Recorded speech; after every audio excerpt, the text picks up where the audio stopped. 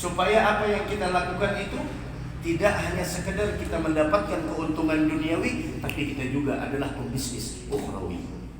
Ada orang yang hanya sekedar pembisnis duniawi, tapi dia tidak pembisnis ukhrawi.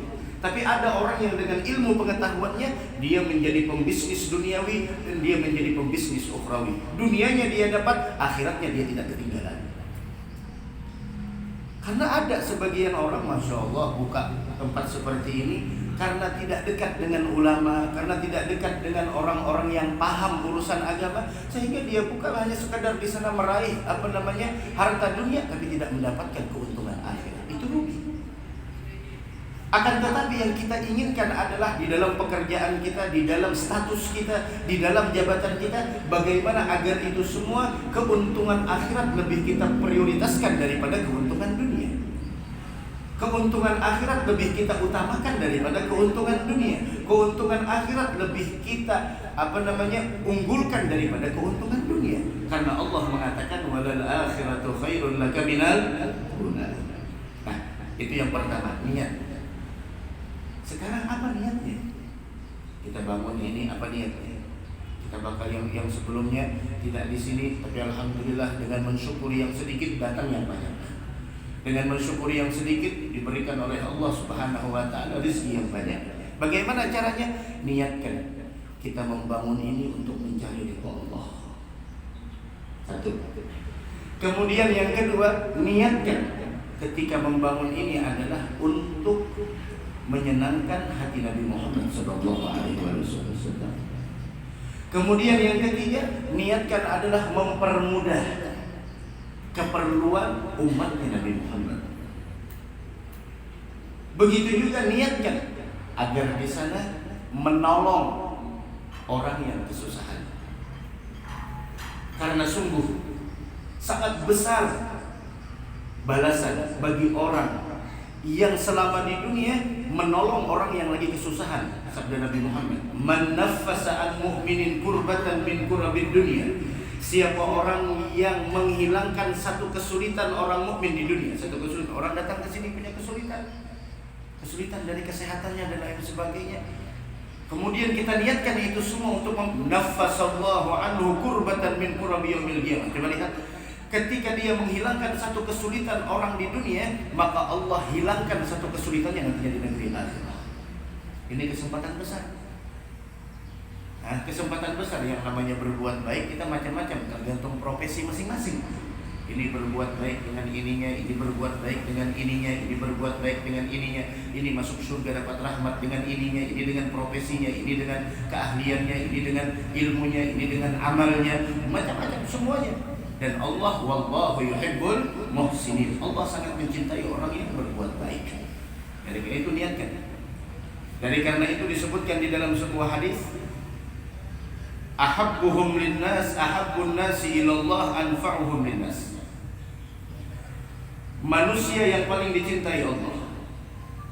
Nah, kita hendak sebenarnya dicintai Allah. Mudah-mudahan kita dicintai Allah. Bagaimana cara agar kita dicintai Allah? Ahabbun nasi ilallah. Orang yang paling dicintai Allah anfa'uhum linnas, orang yang lebih bermanfaat buat orang lain. Alhamdulillah, adanya tempat ini manfaat buat orang lain. Nah, itu tergantung niat tadi. Innamal a'malu binniyat, tergantung niat. Dan seseorang kadang-kadang satu amal niatnya banyak, dapat pahala banyak. Satu bangunan tapi niatnya banyak, meraih ridha Allah. Kemudian menyenangkan hati Nabi Muhammad, kemudian menolong orang lain, kemudian melepaskan kesulitan orang lain, membantu orang lain, mengabulkan hajat orang lain, kemudian yang ini sana menghilangkan daripada kesulitan orang lain. Semuanya satu daripada amal kita, satu daripada apa yang kita lakukan bisa mendapatkan pahala yang sangat banyak dikarenakan apa? Dikarenakan niat. Dikarenakan niat. Nah, ini yang pertama. Ahabbuhum ilallah anfa'uhum linnas. Ahabbun nasi ilallahi anfa'uhum linnas. Orang yang paling dicintai Allah adalah orang yang paling bermanfaat. Baik. Kemudian yang berikutnya, ini niat yang berikutnya, menggembirakan orang lain. Menggembirakan orang lain. Orang humoris, layangannya dan lain sebagainya. Apa kata Nabi Muhammad? Ahabbul a'mali ilallah. Amalan yang paling dicintai Allah sururun tudkhiluhu ala kulli muslim. Amalan yang paling dicintai Allah menggembirakan orang lain. Benar. Menggembirakan orang lain. Bahkan dulu pernah menjelaskan, ketika kita menggembirakan orang lain, itu Allah ciptakan dari kegembiraan yang dirasakan oleh orang tersebut 70.000 malaikat. Yang mana 70.000 malaikat tersebut memintakan ampun kepada orang yang menggembirakan orang lain sampai hari kiamat. Itu pahalanya. Makanya menggembirakan orang lain adalah kewajiban setelah kewajiban. Kemudian lagi di sana, au takshifu anhu kurbah. Di samping menggembirakan orang lain, amalan dicintai Allah. Yang kedua adalah melepaskan kesulitan orang lain, menghilangkan kesulitan orang lain. Kemudian yang berikutnya, au tuqda anhu dainan, atau kita di sana membayarkan daripada hutang orang lain. Kemudian yang berikutnya adalah au taqruda anhu ju'an, atau di sana kita memberi makan kepada orang lain, sampai dikatakan oleh Nabi Muhammad SAW, wali an amshi ma'a akhil muslim fi hajatin, seandainya saya berjalan dengan saudara saya untuk menunaikan hajat. Ada orang biasanya kan kita bisi kawan, jangan kawan tolongi bang, aku hendak ke sana, kalinya ada hajat, kita tolongi. Maka kata Nabi Muhammad, ahabbu ilayya, lebih saya cintai daripada i'tikaf di masjid saya selama 1 bulan. Kalau kalian tahu seberataan amal baik di Madinah nilainya sangat besar di sisi Allah. Ini 1 bulan i'tikaf di masjidnya Nabi Muhammad SAW, itu adalah bahwasanya menunaikan hajat orang lain lebih dicintai oleh Nabi Muhammad. Sampai Abdullah bin Abbas ketika beliau i'tikaf di dalam masjid, ada orang minta tolong keluar masjid, beliau tolongi. Sampai orang lain protes, ya Abdullah bin Abbas, kenapa pian keluar masjid? Bukankah pian sekarang berada di masjid Nabi Muhammad? Beliau katakan, saya mengabulkan hajat orang lebih saya cintai daripada i'tikaf di masjidnya Nabi Muhammad 10 tahun. Jadi mengabulkan hajat orang, kadang-kadang orang datang sini punya hajat, kita niat pahala, tiap saat pahala. Walaupun tidak seperti orang lain, kita bisa di sana hadir majelis ilmu. Walaupun tidak seperti orang lain, kita sempatkan qobliyah ba'diyah, tapi kita di sana ladang amal kita dengan profesi kita, ladang amal kita dengan jabatan kita. Kemudian disebutkan oleh Nabi Muhammad sallallahu alaihi wasallam, idza aradallahu bi'abdin khairan sayyara hawaijan nasi ilaihi. Apabila Allah menginginkan kebaikan dari seorang hamba, Allah jadikan hamba tersebut jadi Allah jadikan hamba tersebut bahwasanya kepentingan manusia ada di dalam tangan beliau. Maksudnya apa? Orang datang kepada beliau untuk minta kabulkan hajatnya, datang di sana minta ini, minta periksa ini, minta kesembuhan ini, minta konsultasi ini dan lain sebagainya. Sayyara hawaijan nasi ilaihi, sayyara hawaijan nasi ilaihi. Allah jadikan dia tempat manusia meminta agar hajatnya ditunaikan. Itulah hamba yang terbaik di sisi Allah Subhanahu wa taala. Dari karena itu setiap amal tergantung niatnya, dan seseorang akan diberikan tergantung niatnya. Walaupun di sana secara zahir amal-amalnya adalah dunia, tapi kalau kita niatkan untuk amal akhirat, maka menjadi pembisnis dunia wal akhirat, seperti itu. Dari karenanya kita doakan mudah-mudahan tempat ini menjadi tempat yang dicurahkan rahmat oleh Allah Subhanahu wa taala, dan tidak sedikit orang-orang dahulu seperti Sayyidina Umar bin Khattab radhiyallahu taala anhu wa ardhah. Beliau di sana selalu menolong orang lain. Karena ketahuilah sayyidul qaum khadimuhum.